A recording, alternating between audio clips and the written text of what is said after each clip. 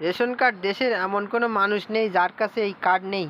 Ration card ভারতীয় নাগরিকদের জন্য একটি গুরুত্বপূর্ণ নথি, যা শুধুমাত্র রেশন জন্য ব্যবহৃত হয় না, তবে পরিচয় প্রমাণ হিসাবেই রেশন কার্ড ব্যবহার করা হয়।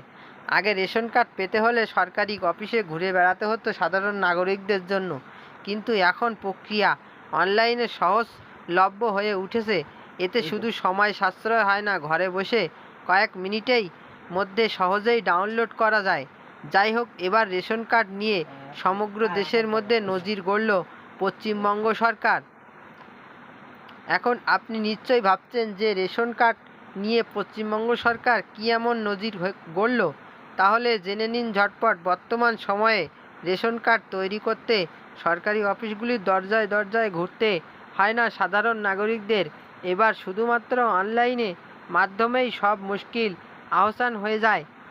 বাংলার ক্ষেত্রেও তাই রেশনিং ব্যবস্থায় সচ্ছলতা আনতে সকলের হয়রানি মেটাতে বড় পদক্ষেপ নিয়েছে রাজ্য সরকার। এবার দেশের মধ্যেই প্রথম অনলাইন ডিজিটাল ব্যবস্থা চালু করল মমতা বন্দ্যোপাধ্যায়ের সরকার। নাম বদল, দোকান বদল, কার্ড ছেড়ে দেওয়া, পরিবার অন্তর্ভুক্তি, যোজনা বদল সহ একাধিক কাজ এবার হয়ে যাবে অনলাইনের মাধ্যমেই। এদিকে পশ্চিমবঙ্গ সরকারের এহেন সিদ্ধান্তকে কুর্নিশ জানাচ্ছেন রেশন কার্ডধারীরা। ডিজিটাল রেশন কার্ড এখন সব যখন ডিজিটাল হয়ে যাচ্ছে, তখন তালে তাল মিলিয়ে আধার কার্ড, প্যান কার্ডের মতো ডিজিটাল রেশন কার্ড ব্যবস্থাও চালু করেছে বাংলার সরকার।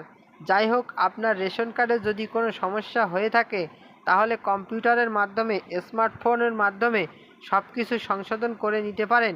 আপনিও যদি পশ্চিমবঙ্গের বাসিন্দা হয়ে থাকেন, তাহলে সহজেই রাজ্যের পোর্টালে গিয়ে বিষয়ে আবেদন জানাতে পারবেন। ক্যামেরায় রফিকুজ্জামান, RM নিউজ।